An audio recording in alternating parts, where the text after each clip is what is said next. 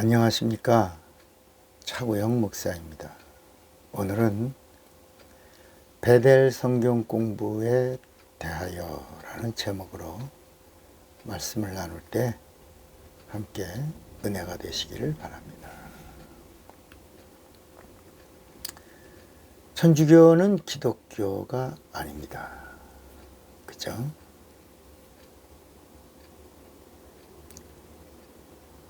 천주교가 기독교라고 하는 데는 천주교밖에 없습니다. 또 정신 좀 없는 사람들이 기독교인들 중에도 천주교가 기독교의 Mother's Church다. 우린 그의 Sister Church라고. 여러분, 천주교의 뿌리는 바벨론입니다. 기독교의 뿌리는 지저스 크라이스트, 예수입니다. 그럼 이제 우리 루터교도 기독교냐 아니냐? 기독교가 아닙니다.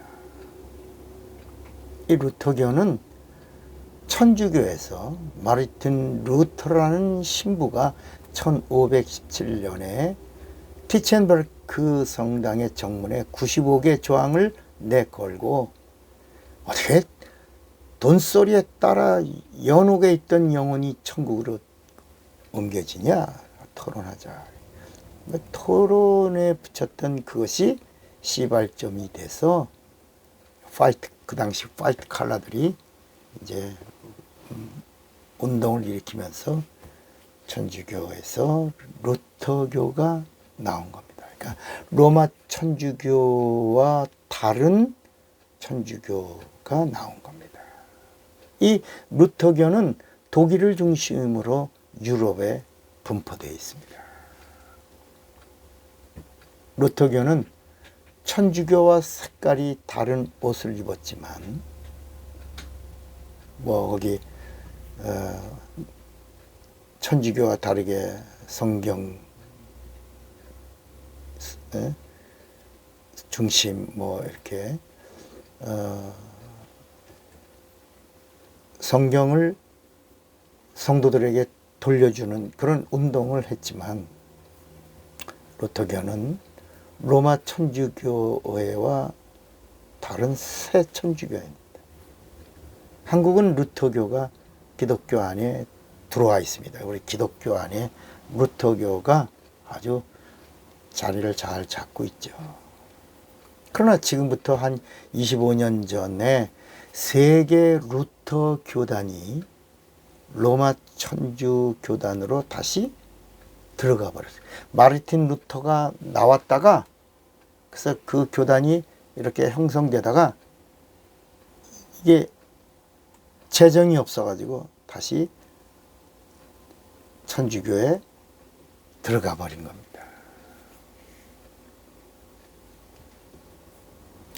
여러분, 그 루터 교단에서 수십 년 동안 기독교의 목사들을 가르친 성경 공부가 하나 있습니다. 그게 베델 성경 공부입니다.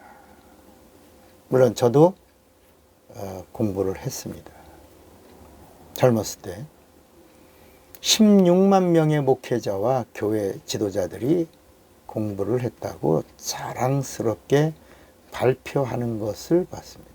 여러분, 기독교의 지도자 16만 명이면 이 루터교의 영향력을 무시할 수 없습니다. 지금까지 제가 얘기하는 것에 대해서 막 반감을 가질 수도 있습니다. 그러나 여러분, 한번 잘 들어주시기 바랍니다.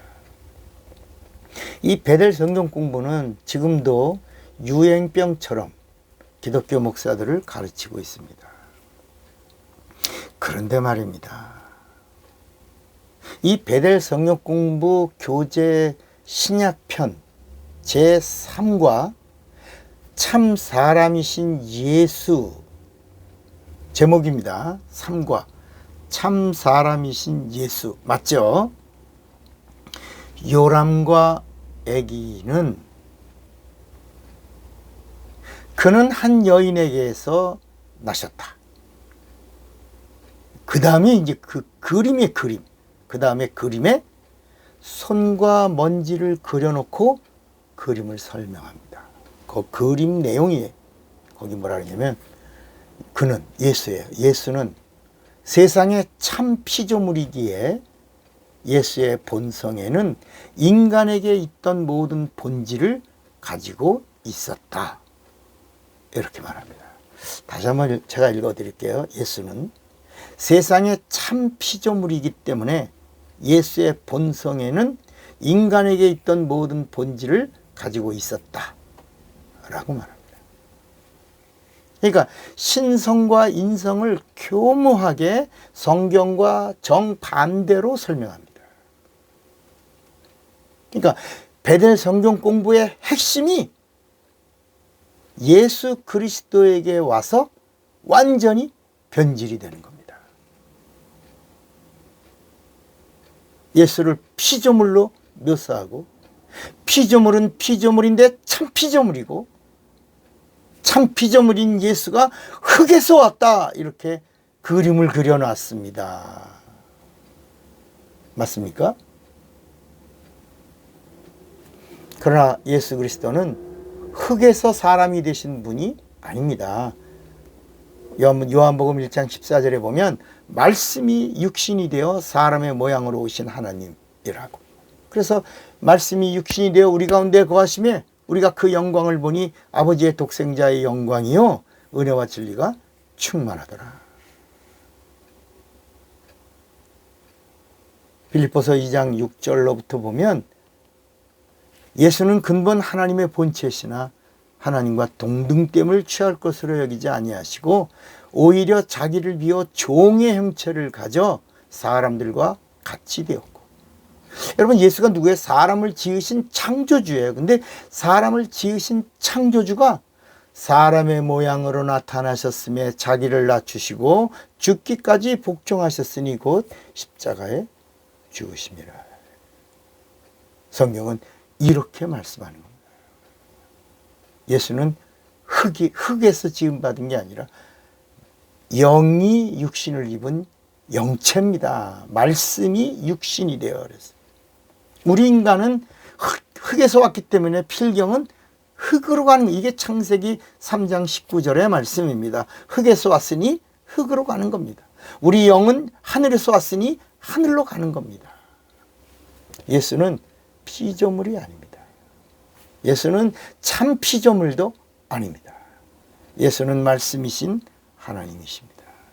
그러니까 예수를 피조물이라고 하는 순간 마귀자식이 되는 겁니다. 피조물은 절대로 인간을 구원할 능력이 있다 없다? 없습니다. 피조물은 모두 죄에 팔렸기 때문입니다. 그러므로 피조물은 마귀를 심판할 능력도 없습니다. 피조물의 피는 절대로 하나님의 피가 될 수 없습니다. 예수를 피조물로 여기다가 보니까 예수의 피와 돼지의 피가 동일하다고 그런 주장하는 신학자가 나오는 겁니다. 예수를 피조물로 여기니까 예수가 마리아의 월경을 통해서 임신했다고 이렇게 헛소리하는 사람도 나오는 겁니다. 그래서 예수의 피에는 마리아의 피가 섞여 있다고 주장하는 이런 정신 나간 신학자들도 있는 겁니다. 그래서 성경은 예수의 육체를 부인하는 자마다 적그리스도라고 엄하게 경계하고 그런 자들을 받아들이지도 말며 인사도 하지 말라고 강력하게 경고합니다. 누가 예수를 피조물이라고 합니까? 누가 예수를 성현군자라고 합니까? 예수를 피조물이라고 바라보는 자들은 예수를 구세주라고 부르는데 우리와 전혀 다른 각도에서 예수를 구세주로 부르는 겁니다.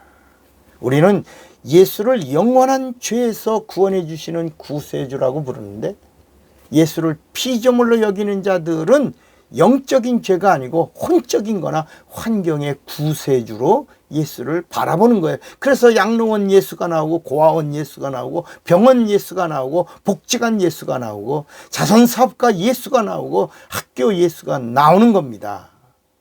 베델 성경 공부 교재 신약편 제3과 참 사람이신 예수 요람과 애기 편에 그는 한 여인에게서 나셨다. 그리고 손과 먼지를 그려놓고 그림을 설명하면서 예수는 세상의 참 피조물이기에 예수의 본성에는 인간에게 있던 모든 본질을 가지고 있었다라고 말합니다. 여러분, 속지 마시기를 바랍니다. 예수는 하나님이십니다. 예수는 내 영혼의 구세주가 되십니다. 이렇게 확실한 고백을 하고 성령의 지원을 받는 자가 되시기를 바랍니다. 차고영 목사입니다.